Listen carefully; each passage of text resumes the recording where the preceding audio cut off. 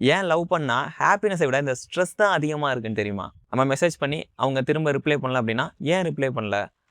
இல்லை அவங்க ஆன்லைனில் இருந்து உங்களுக்கு ரிப்ளை பண்ணல அப்படின்னா, நம்மளை அவாய்ட் பண்ணுறாங்களா? இல்லை வேறு யாரு கூடயாவது பேசுகிறாங்களா?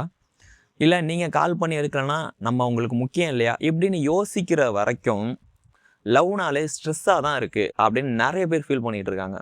இதே லவ் பண்ணுறவங்கள்ட்ட கேட்டிங்கன்னா, லவ் பண்ணலாமா அப்படின்னா, டார்ச்சரு, இம்சை, தயவு செஞ்சு பண்ணிடாத அப்படின்னு தான் சொல்லுவாங்க. ஆனால் உண்மை என்னென்னா அப்படி கிடையவே கிடையாது. லவ் அப்படிங்கிறது நமக்கு பீஸ்ஃபுல்லாக தரக்கூடிய ஒரு விஷயம். அப்புறம் ஏன் ஸ்ட்ரெஸ் தான் அதிகமாக இருக்குது அப்படின்னா, இதுக்கு பின்னாடி ஒரு முக்கியமான ஒரு ரீசன் இருக்குது. உங்கள் லவ் லைஃப்பில் நீங்கள் அதிகமாக ஸ்ட்ரெஸ் ஆகிறதுக்கு காரணம் லவ்வே கிடையாது. முக்கியமான காரணம் பயம் மட்டும்தான். திரும்பவும் சொல்கிறேன், பயம் மட்டும்தான்.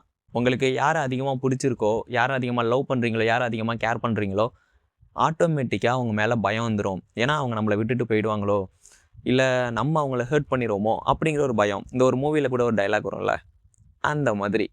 உண்மை சொல்லணும்னா பயம் இருந்தா காதல் இருக்குன்னு அர்த்தம். இந்த பயம் தான் உங்களுக்கு நெகட்டிவான எமோஷனெல்லாம் கிரியேட் பண்ணுறது. லைக் வந்து அவங்க ஃபோனை எடுக்கலைனாலும், அவங்க மெசேஜுக்கு ரிப்ளை பண்ணலனாலும், உங்களை வந்து அவாய்ட் பண்ணுற மாதிரி ஃபீல் ஆகுறது, டென்ஷன் ஆகுறது, ஸ்ட்ரெஸ் ஆகுறது, இது எல்லாமே நடக்கிறதுக்கு இந்த ஒரே ஒரு சின்ன பயம் மட்டும்தான் காரணம்.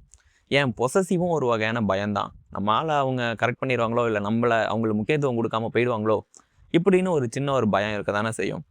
அதுவும் இந்த எமோஷனில் இதனால தான் நடக்குது. அப்படின்னா உங்களுக்கு பயம் வருது, உங்களுக்கு பயம் இருக்குது அப்படின்னா, உங்களுக்கு அவங்கள அதிகமாக பிடிச்சிருக்கு, அதிகமாக அவங்கள லவ் பண்ணுறீங்க அப்படின்னு கூட வச்சுக்கலாம்.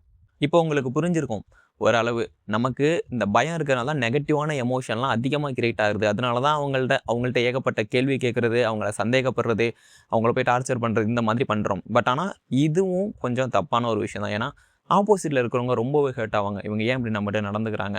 நம்ம நார்மலாக இருக்கோம், அதாவது ஒர்க் இருக்குன்னு தான் சொல்கிறோம். ஆனால் இவங்க அதை புரிஞ்சுக்காம ஏன் நம்மகிட்ட எப்படி சண்டை போடுறாங்க அப்படி இப்படின்னு அவங்களுக்கும் தோண ஆரம்பிக்கும். அதனால் இதை கண்டிப்பாக நீங்கள் கண்ட்ரோல் பண்ணி தான் ஆகணும். சரி, ஓகே, இதுக்கு சொல்யூஷன் என்ன? ஃபஸ்ட்டு இதை அண்டர்ஸ்டாண்ட் பண்ணுறதே இதுக்கான பாதி சொல்யூஷன் அப்படின்னு வச்சுக்கலாம். அதாவது ஒருத்தவங்களை லவ் பண்ணும்போது இந்த மாதிரியான ஒரு பயம் இருக்கும். அந்த பயம் தான் நமக்கு நெகட்டிவான தாட்டெல்லாம் கிரியேட் பண்ணுது.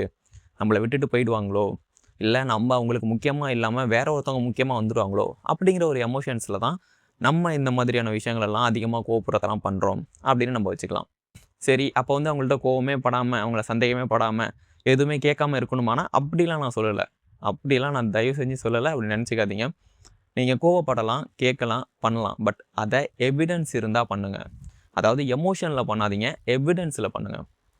உண்மையாகவே அவங்க உங்களை அவாய்ட் பண்ணுறாங்க, அதாவது நீங்கள் கண் எதிர்க்க அவங்கள பார்க்குறீங்க, நீங்கள் கால் பண்ணுறீங்க, அவங்க டக்குன்னு உங்கள் ஃபோனை கட் பண்ணி எடுக்காமல் விட்டுட்டாங்க, வேறு ஒருத்தவங்க கூட பேசிகிட்டு இருக்காங்க, அப்போ நீங்கள் தாராளமாக கேட்கலாம்.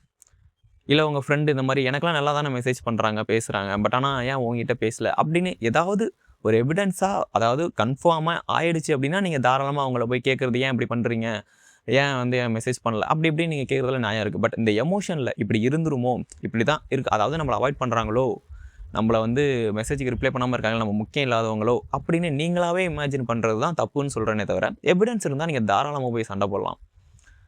இல்லை ரொம்ப சண்டை, அது உங்கள் இஷ்டம், நீங்கள் சண்டை போடுங்க, அது ஓகே. நான் சண்டை போடலாம் அப்படின்னு ஜஸ்ட்டு சொன்னேன், அவ்வளோதான். அதனால் இந்த பயத்தினால வர எமோஷனால் உங்களோட மென்டாலிட்டி கெட்டுறதுனால தான் அந்த ஸ்ட்ரெஸ் இதெல்லாம் வந்துட்டுருக்கு. இனிமேல் எவிடன்ஸ் இருந்தால் சண்டை போடுங்க. இந்த எமோஷனில் போய் சண்டை போடுறத அவாய்ட் பண்ணிங்கன்னா அப்படின்னாலே மேக்ஸிமம் உங்கள் லவ் வந்து ஒரு பீஸ்ஃபுல்லான லைஃபாக இருக்கும், அதாவது பீஸ்ஃபுல்லாக இருக்கும்.